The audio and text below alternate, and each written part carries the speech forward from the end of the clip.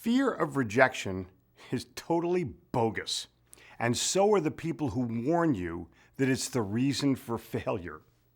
I'm finally calling BS on the biggest myth in selling. Salespeople quit or fail because they fear rejection. Give me a break. Fear of rejection is one of the most bogus things I've ever heard in my life. Managers and sales trainers alike try to smooth it over by telling you crap like they're not rejecting you, they're just rejecting the offer that you made them. No, dude, you sucked. People are rejecting both people and offers. Your customers are rejecting both people and offers. They're rejecting you and it. The myth is that salespeople don't like to cold call because they fear rejection. Sparky. Salespeople don't like to cold call because it sucks and it's a waste of time. The truth is, salespeople are not in fear, except maybe of their abusive bosses or proposed changes in their comp plan. They're vibrant people who make the economy run. Nothing happens until someone sells something. Red Motley, 1946. Fear of rejection is an easy way for sales managers and their leaders to explain why their turnover is high. Bob quit because he feared rejection. Really? I doubt it.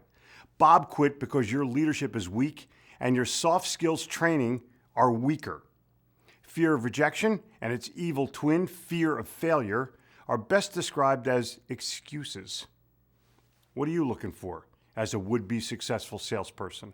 And what are the reasons and answers why that sale does not take place? So, what, other than fear, are the 10.5 reasons that rejection does take place? And how can you decrease your rejection rate? Wouldn't you rather have those answers? Yeah, listen to this. Number 1, lack of attitude.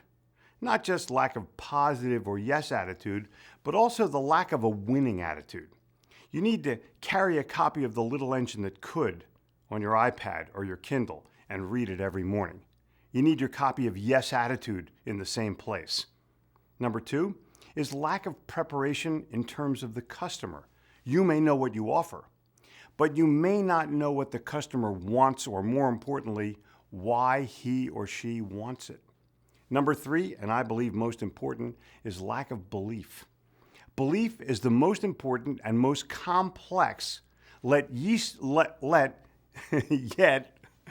I gotta fix these teeth, yet least understood emotion in the science of selling. Belief is broken down into 5 parts. Part number 1, you have to believe that you work for the greatest company in the world. Part number 2, you have to believe that your products and services are the greatest in the world.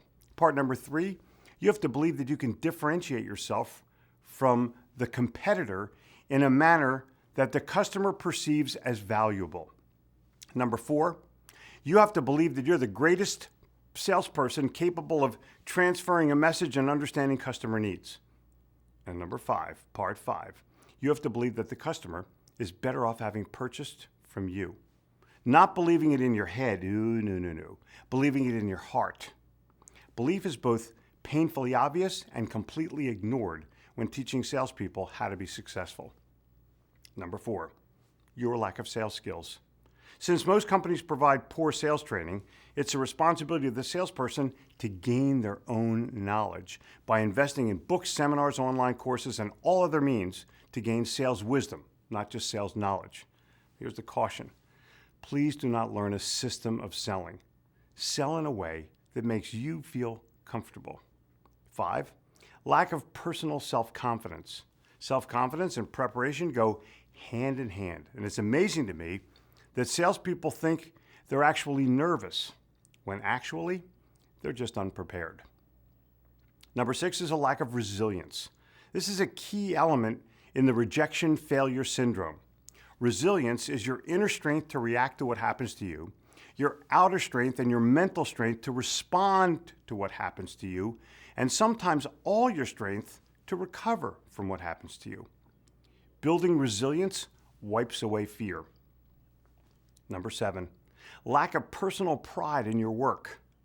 Lack of attention to detail, consistent lateness, missed appointments, cynical comments. Do I have to say anything else? Number 8 is lack of personal pride in yourself. Most people take more pride in their favorite sports teams than they do in their career.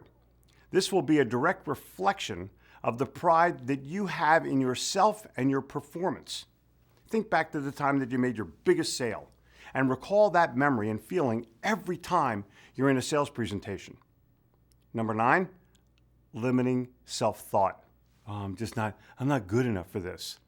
Most self-thought comes from the negative side, worried about what might happen versus dedicating yourself to changing the outcome. If you walk into the sale believing it probably won't happen or you probably won't get it, then you're probably correct. If you want to change your outcomes, first thing you have to do is change your thinking. Number 10, low self-esteem. Somebody told you that you're not that good or not that smart, and you, like a fool, believed them. And number 10.5, limited self-image. You don't consider yourself equal to the buyer or good enough to sell to the buyer. For example, stockbrokers talking to people of enormous wealth, car salespeople trying to sell a car that they can't afford or buy themselves. Fear of rejection? Totally false. Fear of failure? Equally false.